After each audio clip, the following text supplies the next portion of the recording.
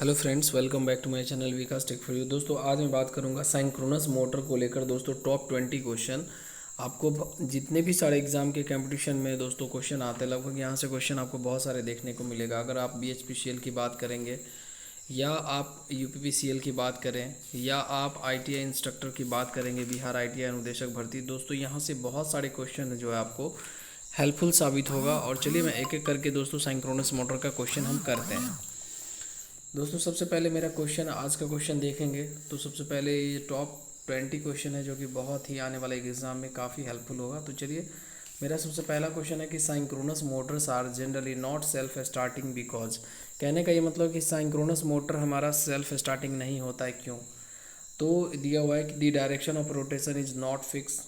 क्या उसकी डायरेक्शन जो है रोटेशन फिक्स नहीं होती है। दी direction of instantaneous torque reverse after half cycle.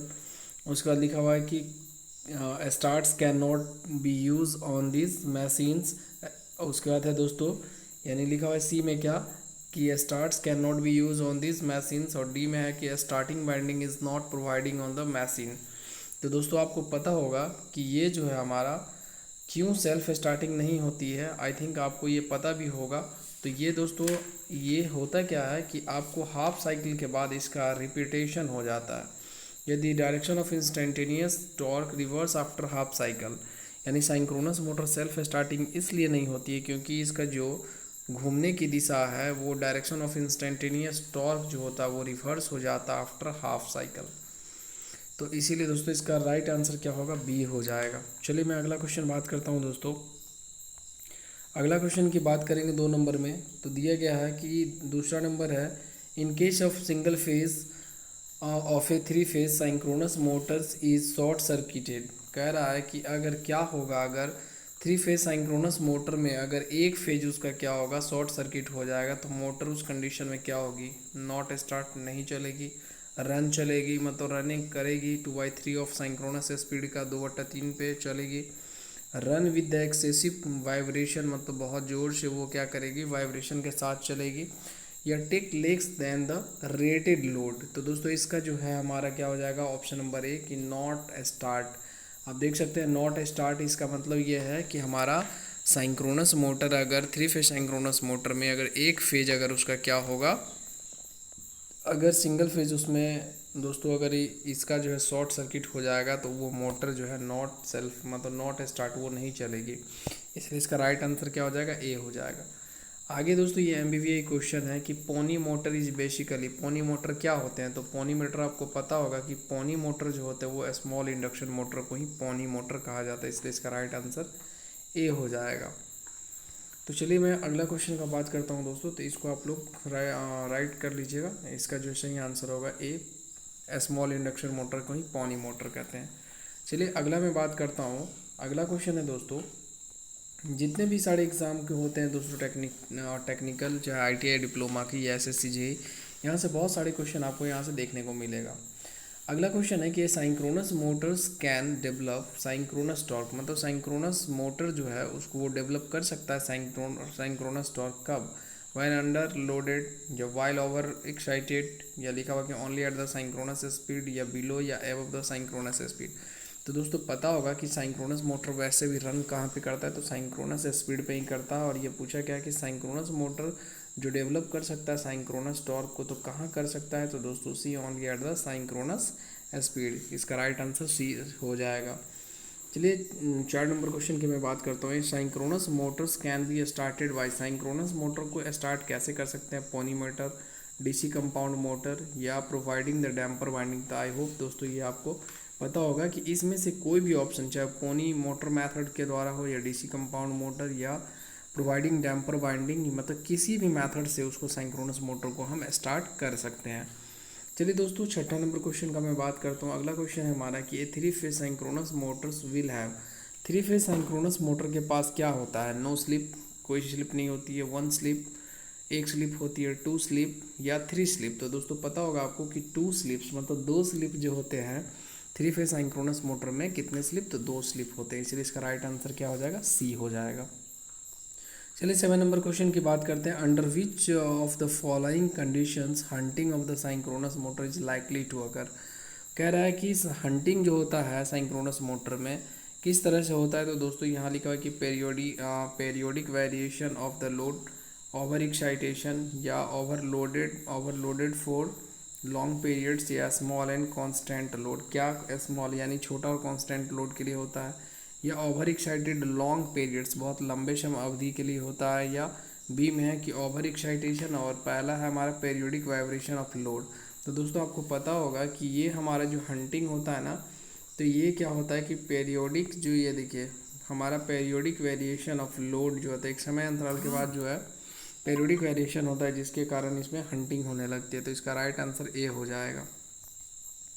चलिए दोस्तों अगला मैं क्वेश्चन बात करता हूँ। अगला क्वेश्चन हमारा है दोस्तों, अगर चैनल पर फर्स्ट टाइम विजिट करें तो प्लीज़ लाइक और सब्सक्राइब कर दिएगा इस तरह के क्वेश्चन को देखने के लिए। सबसे पहले देखिए आगे है कि when the excitation of an unloaded salient pole synchronous motors suddenly gets disconnected. कह रहा है कि जब excitation of unloaded salient pole synchronous motors अगर सडनली गेट्स डिस्कनेक्ट हो जाता है, अचानक वो क्या होगा, डिस्कनेक्ट हो जाएगा। तो इस कंडीशन में क्या होगा, मोटर स्टॉप्स हो जाएगी, या it runs as the reluctance motors at the same speed, या it runs as the reluctance motor at the lower speed, या नन ऑफ द अबव। तो दोस्तों आपको पता होगा इसका राइट आंसर हो जाएगा A1, यानी द मोटर विल स्टॉप। अगर एक्साइटेशन जो है अगर अनलोडेड सैलिएंट पोल साइंक्रोनस मोटर का गेट डिस्कनेक्टेड हो जाता है तो वहाँ पे मोटर क्या हो जाएगी, बंद हो जाएगी। इसलिए राइट आंसर इसका क्या हो जाएगा, तो राइट आंसर इज ए।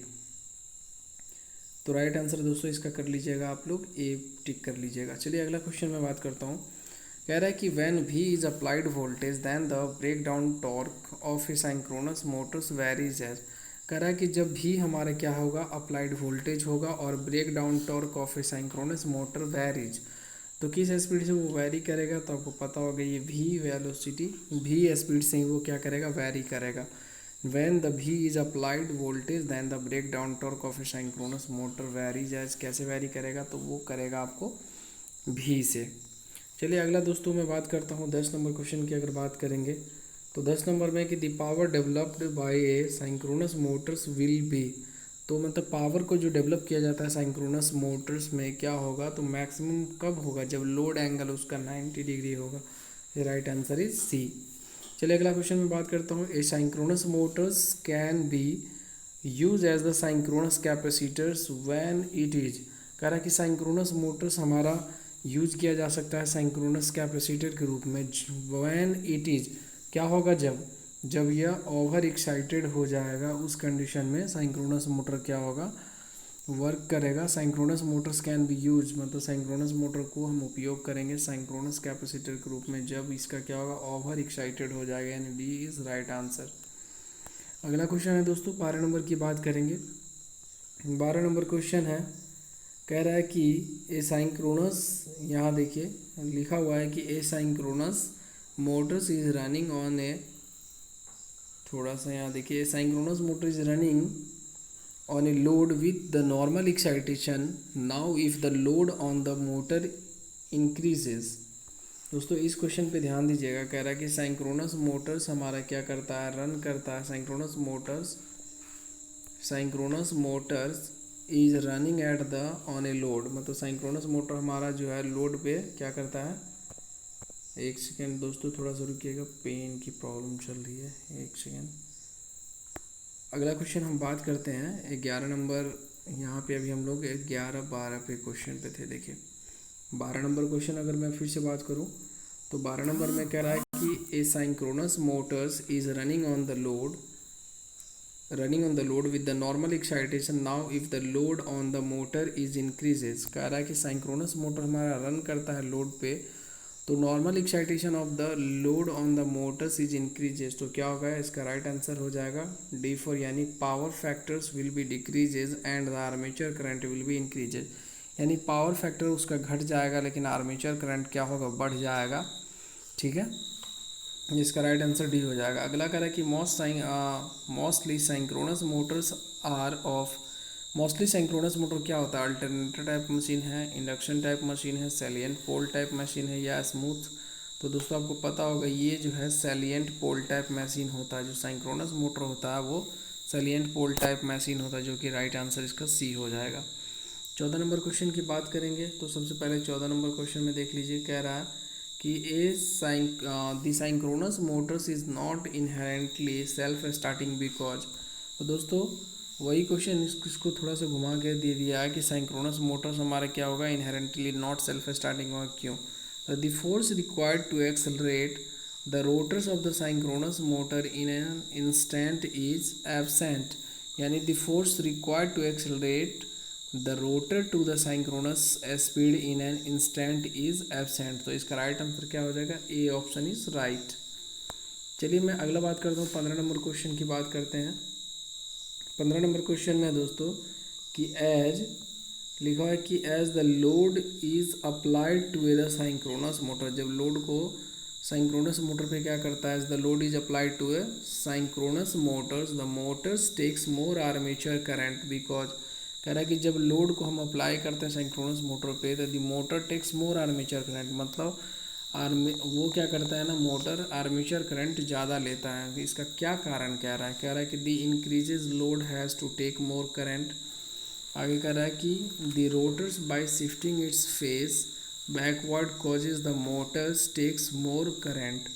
आगे है कि the back EMF decreases causing an increasing in motor current. और अगला है हमारा कि the rotor strength the rotating field causing the more current. तो इसका राइट आंसर दोस्तों ये हो जाएगा बी नंबर, इसका क्या होगा, सही आंसर जो होगा इसका बी नंबर होगा।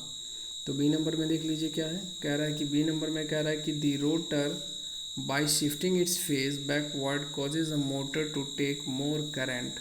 तो इसका राइट आंसर क्या हो जाएगा, बी हो जाएगा। आगे हमारा है 16 नंबर में कि synchronous Motors always run at the. तो दोस्तों आपको पता होगा कि सिंक्रोनस मोटर रन करता है सिंक्रोनस स्पीड पे, इसीलिए इसका राइट आंसर क्या हो जाएगा, ए हो जाएगा। चलिए अगला मैं बात करता हूँ, 17 नंबर क्वेश्चन की बात करेंगे। 17 नंबर क्वेश्चन कह रहा है कि an over excited synchronous motor takes. Over excited synchronous motor क्या करता है, लीडिंग करंट या lagging current, both A and B, none of the above या ए। तो देखिए ओवर एक्साइटेड सिंक्रोनस मोटर जो होगा वो ओवर एक्साइटेड होगा, लीडिंग करंट होगा। Over excited synchronous motor takes leading current, इसीलिए इसका राइट आंसर ए हो जाएगा। आगे क्वेश्चन की बात करेंगे 18 नंबर की the working of a synchronous motors is similar to. तो the working of a synchronous motors किसके समतुल्य होता है, तो आपको पता होगा दोस्तों ये जो होगा कि transmission of the mechanical power by the shaft, मतलब transmission of mechanical power by shaft जो होगा इसके कार्य के सिंक्रोनस मोटर के समतुल्य होगा। तो इसीलिए इसका राइट आंसर क्या हो जाएगा दोस्तों, बी हो जाएगा। चलिए मैं आगे बात करता हूँ 19 नंबर की अगर बात करेंगे, और ये फिर क्वेश्चन क्या होगा, लास्ट भी हो जाएगा। द मिनिमम कह रहा है कि the minimum armature current of the synchronous motor. तो मिनिमम आर्मेचर करंट जो होगा सिंक्रोनस मोटर का क्या होगा, तो कह रहा है कि यूनिटी पावर फैक्टर होगा। The minimum armature current of the synchronous motor क्या होगा, तो यूनिटी पावर फैक्टर, इसीलिए इसका राइट आंसर बी हो जाएगा। अगला क्वेश्चन में बात करता हूँ कि in synchronous motors the magnitude of the stator back EMF and develops on. तो किस पे करेगा, तो डीसी एक्साइटेशन पे इसका जो है सिर्फ होगा, इसीलिए इसका राइट आंसर क्या हो जाएगा, ए हो जाएगा। तो दोस्तों आई होप ये 20 क्वेश्चन आपको काफ़ी हेल्प आपके आने वाले एग्जाम में होंगे। दोस्तों ये वीडियो अच्छा लगा तो प्लीज़ लाइक शेयर सब्सक्राइब कर दीजिएगा। Thank you so much. इस तरह की वीडियो को देखने के लिए बेल आइकन को प्रेस कर लीजिएगा। थैंक यू, फिर मिलते हैं नेक्स्ट वीडियो।